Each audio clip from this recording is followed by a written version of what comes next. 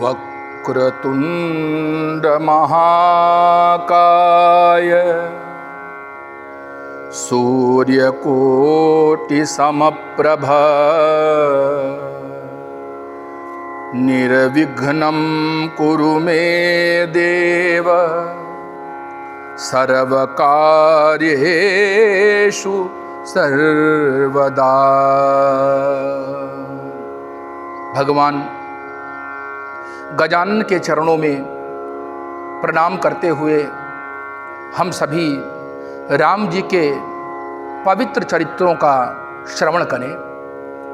भगवान के चरित्र सबको पावन करने वाले हैं। गोस्वामी तुलसीदास जी के इष्ट यद्यपि राम हैं, पर फिर भी सनातन पद्धति के अनुसार इन्होंने भगवान श्री गणेश का अर्चन किया और सर्वप्रथम भगवान गणेश की वंदना की। और वंदना में मांगते क्या हैं? कहते हैं, गाइए गणपति जगवंदन, शंकर सुवन भवानी के नंदन। मांगते हैं, मांगत तुलसीदास कर जोरे, बसहु राम सिय मानस मोरे। हे भगवान गणेश, मुझे ऐसा वरदान प्रदान करो कि जिससे मेरा मन भगवान सीताराम जी के चरणों में लग जाए। तो भगवान श्री गणेश को मनाते हुए हम सभी भगवान के चरित्रों का श्रवण करें। जैसा कि हम जानते हैं, भरत सरिस को राम सनेही, जग जप राम राम जप जेही। सारा संसार श्री राम के नाम का जप करता है और श्री राम भरत जी के नाम का जप करते हैं। जो न होत जग जन्म भरत को,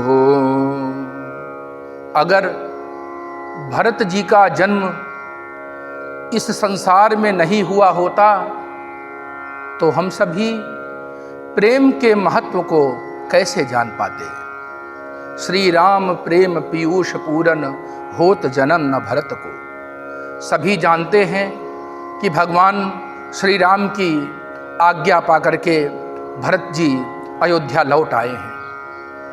अयोध्या लौटने के बाद नंदीग्राम में इन्होंने अपना निवास बनाया है और श्री राम जी की आज्ञा पाकर के राज्य काज को संभालते हैं। और श्री राम जी की चरण पादुकाएं उन्होंने अयोध्या में राज सिंहासन के ऊपर स्थापित कर दी हैं। भरत जी का चरित्र अत्यंत ही निर्मल और पवित्र कर देने वाला है। जो इनके चरित्रों का श्रवण करते हैं उनके जीवन में सुख समृद्धि रहती है और भगवान श्री राम की कृपा भी मिलती रहती है। उमा राम गुण गूढ़, पंडित मुनि पावही बिरती, पावही मोह विमूढ़, जे हरि विमुख न धर्मरति। भूत भावन भगवान शंकर पार्वती से कहते हैं कि हे पार्वती, भगवान के चरित्र अत्यंत ही गूढ़ हैं और अत्यंत ही विस्तृत प्रभाव वाले हैं। रामायण शतकोटि अपारा, 100 करोड़ रामायणें हैं। अर्थात भगवान का चरित्र अत्यंत ही गूढ़ भी है और अत्यंत ही दुर्लभ भी है। जिनके मन में ईश्वर के प्रति श्रद्धा नहीं है वे लोग इनके गूढ़ चरित्रों को नहीं जान सकते। परम प्रिय भगवत भक्तों, आज से हम सभी भगवान श्री राम जी के अग्रिम चरित्रों का श्रवण करेंगे।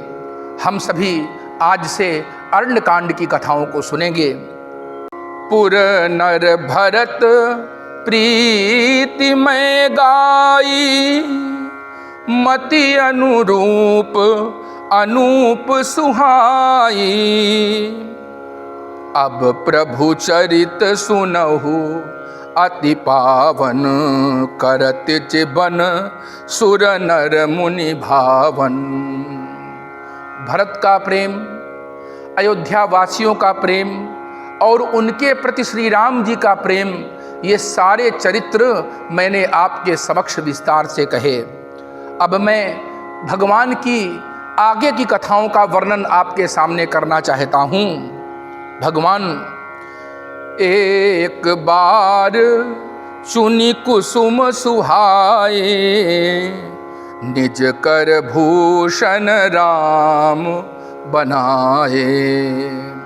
रामायण में जहाँ कहीं भी एक बार शब्द का प्रयोग होता है तो उस चरित्र में कोई ना कोई रहस्य अवश्य छिपा रहता है।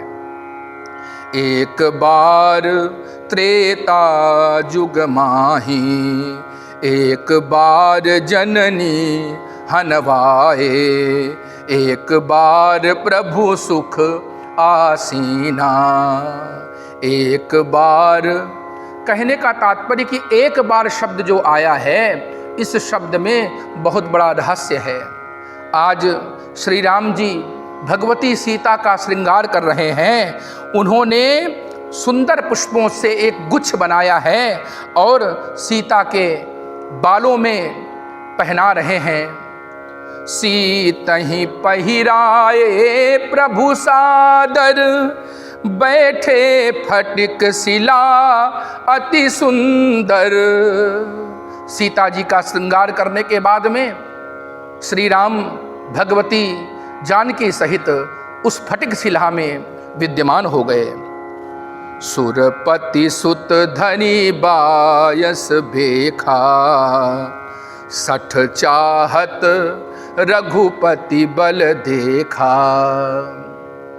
देवता तो सर्वत्र विहार करते रहते हैं, क्योंकि इनको ईश्वर के द्वारा ये प्रदत्त है कि किसी भी लोक में जा सकते हैं। आकाश मार्ग से जयंत ने भगवान श्री राम और भगवती आदि शक्ति परा अम्बा जानकी जी को बैठे हुए देखा और यह भी देखा कि श्री राम मानवोचित कार्य कर रहे हैं। जैसे एक पति अपने पत्नी का श्रृंगार कर रहा हो, ठीक उसी प्रकार से ये भी अपनी प्रियतमा का श्रृंगार कर रहे हैं। इनमें ऐसे कौन से गुण हैं जो इनको ईश्वर माना जाए? अरे पिताजी मेरे कहा करते हैं कि ये तो रावण का वध करेंगे, मुझे नहीं लगता कि ये रावण को मार पाएंगे। ऐसी अज्ञानता भरी बातों को सोच करके भगवान के बल की परीक्षा लेना चाहता है। जिमी पिपीलिका सागर था, महामंदमति पावन चाहा। जैसे कोई चींटी किसी सागर की थाह पाना चाहे, ठीक उसी प्रकार से आज जयंत भगवान की कृपा और भगवान की महिमा, भगवान के बल के बारे में जानना चाहता है।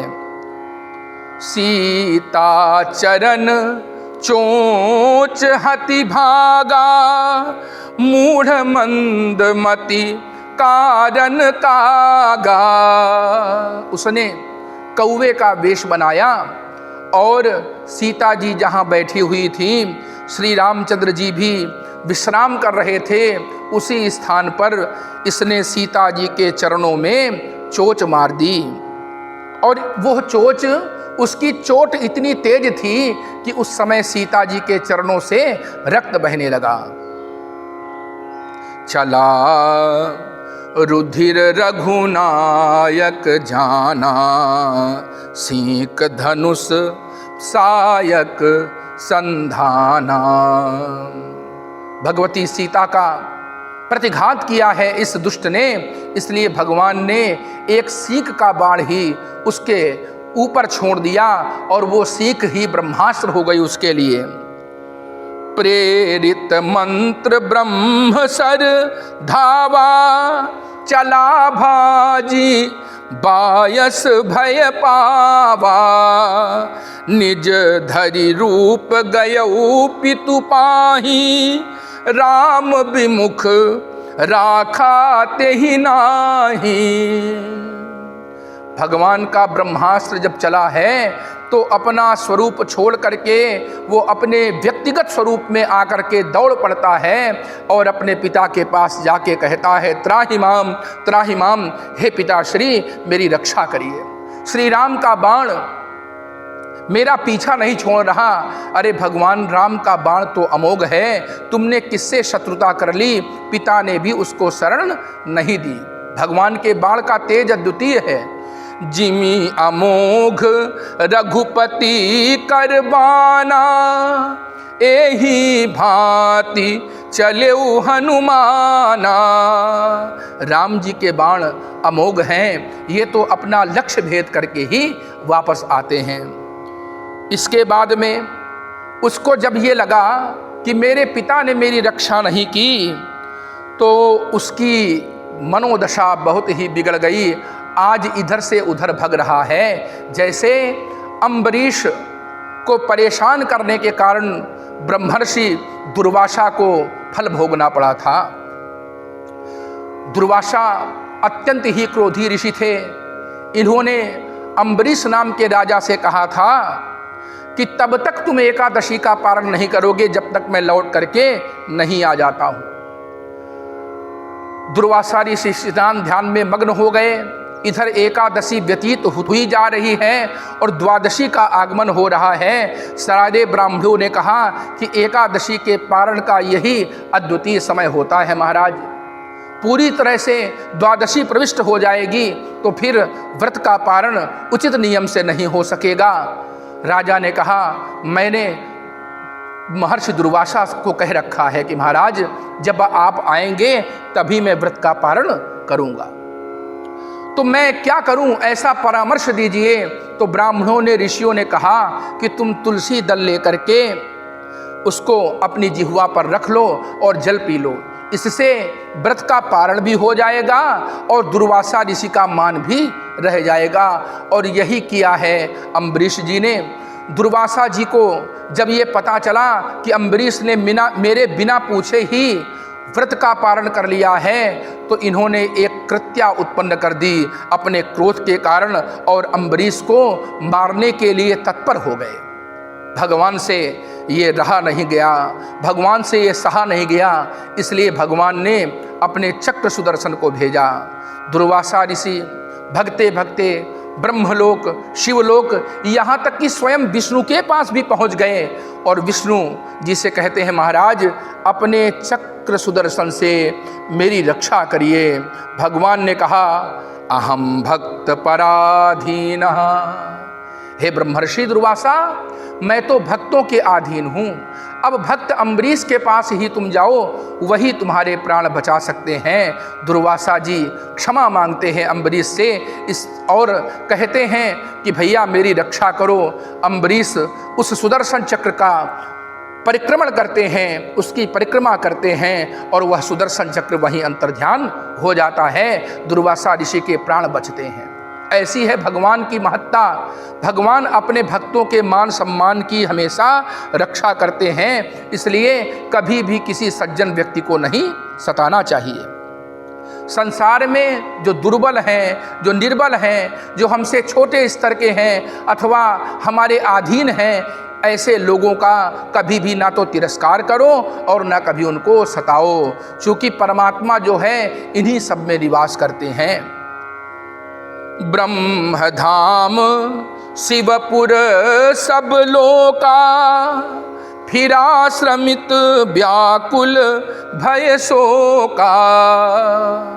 भय से व्याकुल होकर तथा ग्लानि से व्याकुल होकर के ब्रह्मलोक, शिवलोक, इंद्रलोक, चंद्रलोक, यमलोक, वरुण लोक इत्यादि लोकों में गया, कहीं उसको कोई शरण नहीं मिली और किसी ने भी उसको बैठने के लिए नहीं कहा।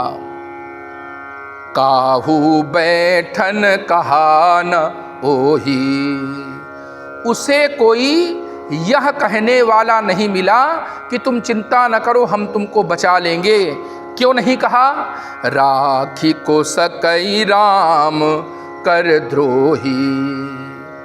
जो राम जी से द्रोह करते हैं उनकी संसार में भलाई कैसे हो सकती है? बिना ईश्वर के संसार में आप चाहे कितनी ही पद प्रतिष्ठा प्राप्त कर लें, पर वो सब कुछ सूना है जब तक आपके जीवन में ईश्वरत्व नहीं है, ईश्वर के प्रति आपका प्रेम नहीं है। नारद देखा बिकल जयंता, लागी दया कोमल चित संता। नारद जी की भी गति निर्बाध है, 14 भुवनों में ये कहीं भी जा सकते हैं और सब पर दया करने के लिए संसार में विचरा करते हैं। लोग कहते हैं कि नारद जी का यदि आगमन हुआ है तो कुछ ना कुछ शुभ अवश्य होगा। नारद जी चाहते हैं कि हमेशा धर्म जीते और अधर्म की शीघ्रातिशीघ्र पराजय हो, ऐसा सोच करके वे अनेकों लोकों में भ्रमण करते रहते हैं। नारद जी ने जयंत को व्याकुल देखा, उन्होंने कहा कि तुम स्वयं श्री राम जी के पास जाओ, उन्हीं के चरणों में अपने मस्तक को रख दो, तब तुम्हारे प्राण बच सकते हैं, अन्यथा की स्थिति में तुम्हें कोई बचा नहीं सकता। पठवा तुरत राम पहिताही, कहसी पुकार प्रणत हित पाही। आतुर सभय गहसी पद जाई, त्राहि त्राहि दयाल रघुराई। हे भगवन त्राहि माम, रक्षा करो, मैं आपको जान नहीं पाया। अतुलित बल अतुलित प्रभुताई, मैं मति मंद जान नहीं पाई। आपका बल अतुलनीय है, आपका ऐश्वर्य अतुलनीय है, आपका प्रभुत्व भी जो है अतुलनीय है। आप षड ऐश्वर्यों से युक्त साक्षात सच्चिदानंद घन हैं। हे प्रभु, मैं मति का मारा हुआ, मेरी बुद्धि भ्रष्ट हो गई थी, मैं आपको नहीं जान पाया, इसलिए आपने मुझे यह दंड दिया। हे प्रभु, अब आप मेरी रक्षा करिए, जो न्याय हो वो न्याय करके मुझे छोड़ दीजिए। सुनी कृपाल अतियारत बानी, एक नयन करी तजा भवानी। भगवान श्री राम ने जब उसकी इस आर्तवाणी को सुना तो उसका एक नेत्र भगवान ने फोड़ दिया। एक नेत्र क्यों फोड़ा है भगवान ने? क्योंकि जो व्यक्ति अपराध करता है उसको दंड अवश्य मिलना चाहिए। अपराधी को यदि ऐसे ही छोड़ देते हैं तो फिर अपराध के हौसले और भी बुलंद होते हैं, इसलिए दंड देना है। दूसरी बात, इसने परमात्मा को नहीं पहचाना, द्वैत दृष्टि रखी। भगवान कहते हैं हमेशा अद्वैत में दृष्टि रखो। ऐसे ही शुक्राचार्य जी भी श्री वामन भगवान के लिए बाधक बने थे तो भगवान ने कुश से उनकी भी एक आंख फोड़ दी थी। भगवान ने कहा सबको बराबर मानो, तुम्हारे अंदर पक्षपात है, तुम राक्षसों को बहुत मानते हो, देवताओं को नहीं मानते, और एक संत में समदृष्टि होनी चाहिए, इसलिए भगवान ने उनकी भी एक आंख फोड़ दी। एक नेत्र से सबको देखो। तात्पर्य ये है कि सबको समान समझो, सब में समदृष्टि रखनी चाहिए। कीन मोह बस द्रोह, यद्यपि तेहि कर बद उचित, प्रभु छाड़्यो करि छोह, को कृपाल रघुबीर सम। यद्यपि जयंत का वध कर देना उचित था, पर फिर भी भगवान ने उसके प्राण लौटा दिए और भगवान ने उसको अभय दान दिया। ऐसे भगवान श्री राम को छोड़ करके कहो हम किसकी शरण में जाएं। इसलिए व्यक्ति को सदैव राम का ही भजन करते रहना चाहिए। श्री राम जय जय राम, श्री राम जय राम जय जय राम। श्री राम जय राम जय जय राम। श्री राम जय राम जय जय राम। श्री राम जय राम जय जय राम। जय जय राम जय जय राम।